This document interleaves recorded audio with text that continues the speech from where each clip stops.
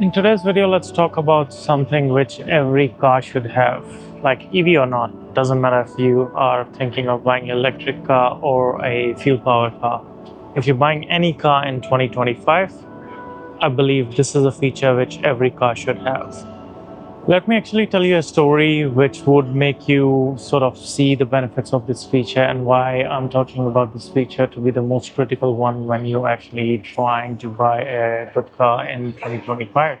So one day I was just picking up my son from daycare, and there was this lady who seemed very stressed. And when we actually asked and sort of tried to gauge the situation, what's happening, it turns out that one of her kids actually took her car keys and ran straight into her car and locked it from inside. Now, this would have been fine if you can unlock the car if the key is inside, but unfortunately for her, her two kids were locked inside the car, and one of them was, I think, 3 or 4 years old, and there was a toddler in the back seat as well. So you can imagine the horror that she was going through, that she cannot unlock the car, and two kids are stuck inside the car. Anything could happen to them, right? And she was basically panicking all over the place. She was running from her car to the inside of the center, as well as trying to knock the car and try to signal the kids to actually unlock the car. But not every car does have a simple unlocking and locking mechanism, right? So I can't even imagine the thoughts that would have been going through her head at that moment, right? Because you've got your kids stuck in a car. It's not your fault, right? But they're still stuck. That's the situation you're dealing with.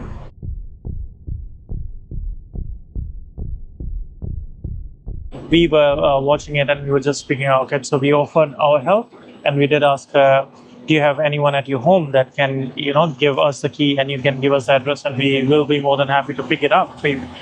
But unfortunately, she didn't have anyone at home, and she's the only one who was there with those two kids.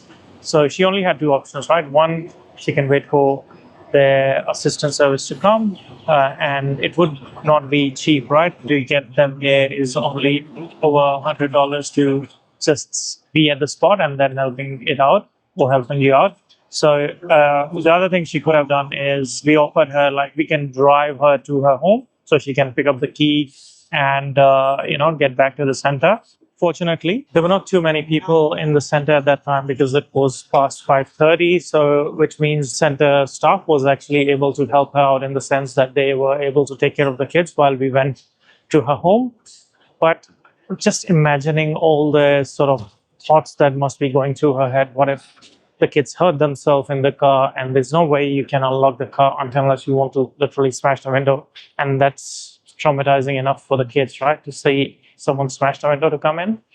And that's where this feature that I'm about to talk comes in play. So the feature is having access or ability to actually have a app in your phone that allows you to log in into your car, basically.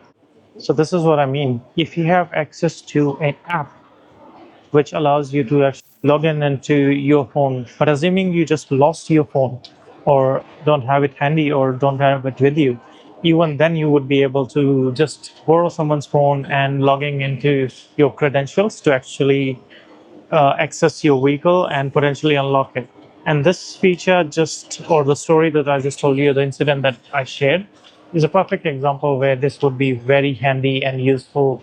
And there's a lot more, I think, benefits of having such a feature where you are able to actually control the car via your phone to adjust the aircon, or even give access to someone to actually drive your car while you're not there.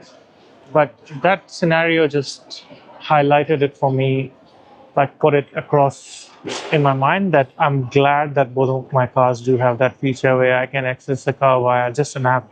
And as I said, you don't even need to have a phone. Just in case you lost your phone, it's broken or whatever, you can still access your car. And it wouldn't happen with a normal traditional key for sure.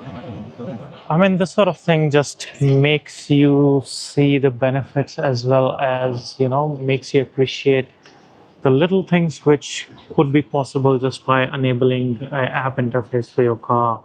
And in 2025, the age of AI and everything else that's happening around the world, that's not such a big ask for even for like normal manufacturers, like fuel-powered manufacturers, to actually give this feature. And most of them are starting to give this feature, although some manufacturers want to charge a fee for enabling that feature in your car. That's another, I think, story altogether.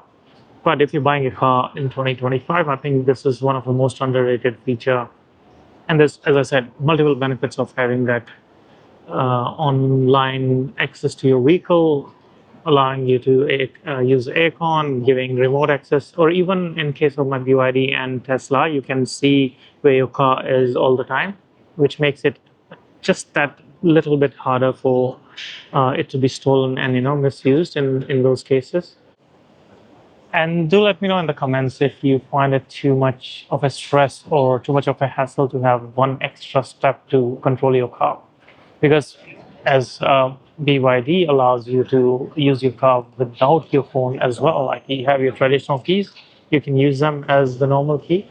But I still prefer to have that app, as well as what other feature, if not the app, that you would like to make sure that you have. Like, understand right now, expecting a car to have a decent backup camera, even a decent autopilot slash helpful system to navigate the traffic is something which is every car is providing. But what is important to you as a car buyer at this stage?